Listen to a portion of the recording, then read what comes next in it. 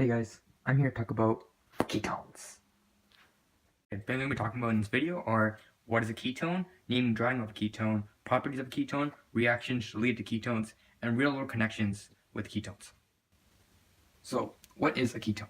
Well, a ketone is basically a carbon double bonded to oxygen and single bonded to any molecule. It could be anything, as long as it's single bonded, because a carbon can only have 4 bonds in total, as you can see in this picture right here.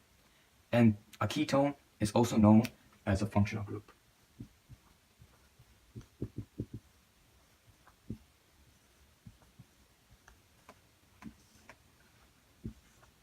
This is a functional group.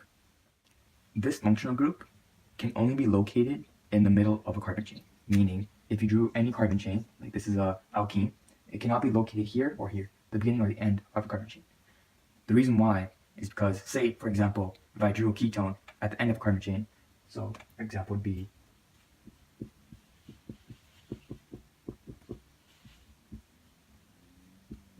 I'm drawing a full structure.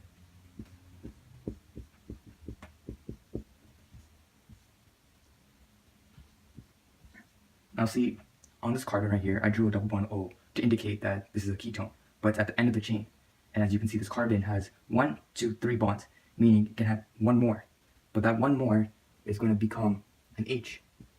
And this is not considered a ketone. This is considered an aldehyde, which is not what we're trying to show. Okay, now we're going to name ketones. The example I have for us today is right here. Now before I do it, I want you guys to try on your own. Just pause the video and see what you guys do. Is that enough time? Okay, now let's begin. So we know that a ketone's functional group is a carbon double bond to oxygen and 2 single bonds of any molecule. And we know when naming with IUPAC rules, the suffix is ONE for ketones. Okay, let's make some bigger scale. And looking at the structure, we see that there's a ketone right here, alkene, which is a double bond right here, and also a side group of methyl right here. Now, looking at our priority list, we know that ketones have higher priority than an alkene and a methyl side group. And that helps us number this longest carbon chain. And so we have to make sure that ketone, which is the highest priority, has the smallest number when we number it. So if we number it down this way, the carbons, we get 1, 2, 3, 4, 5, 6, 7. 7 is our longest carbon chain. And that gives us 2 for ketones. But if we do it this way, we're going to get 1, 2, 3, 4, 5, 6, 7. And obviously, it makes sense to do it this way. So let's do that. 1, 2, 3, 4, 5, 6, 7. Okay, whenever naming any structure, we know that it's prefix, root, suffix. Now, the only prefix we have here is the methyl, and that's 5. And our root in this is our longest carbon chain, and that is hept. So let's write that. Now our suffixes that we have left are our alkene, which is ENE, and our ketone, which is ONE. And since ketones have high priority, we write that last. So that means 4 ENE is what's next. And then we're left with the ketone, which is 2 ONE. Now as you guys can see, there's 2 vowels beside each other, and we don't want that. So we take away the E from the ENE, and we get what the final name of this, which is 5-methyl hept 4-EN2-ONE. Okay, now I'm going to be drawing ketones. An example I have for us today is right here. Now before I explain anything, I want you guys to pause the screen for a second and try it on your own, using the handbook given to you in the beginning of the video. Okay, is enough time, guys? Okay, let's begin. So we know for ketones, the functional group of ketone is carbon double bond to oxygen and 2 single bonds of any molecule. And whenever a ketone is located in a name, we know that the suffix of that is ONE, which is right here. Okay, so whenever naming ketones, we know, or any structure, to be honest, we know that there's prefix, root, suffix. And the prefixes we have here are 4 isopropyl, 4 isopropyl, and 3-methyl. And the root we have here is pent, which tells us that the longest carbon chain is 5. And since there's 2 pentane, that tells us that there's a ketone located on the second one. And ane tells us that everything is single bond because of alkane. So, and yeah, ONE. Now let's draw the carbon chain first. So we know there's pent. So 1, 2, 3, 4, 5.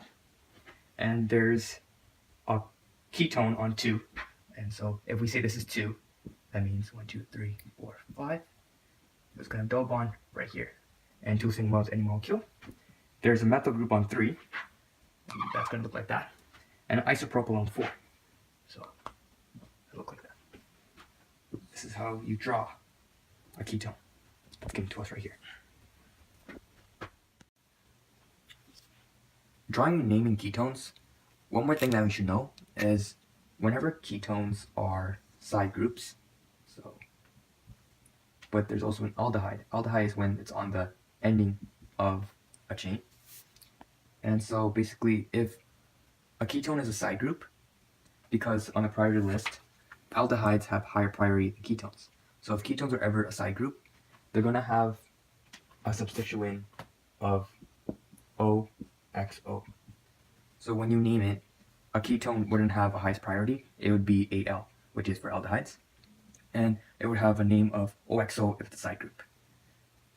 And also, this is known as a carboxyl group.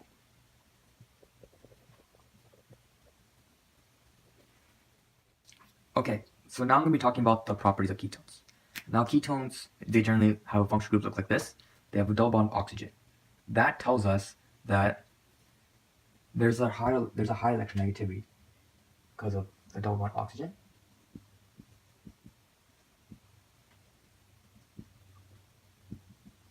Compared to, say, alcohols. So an alcohol would look like this.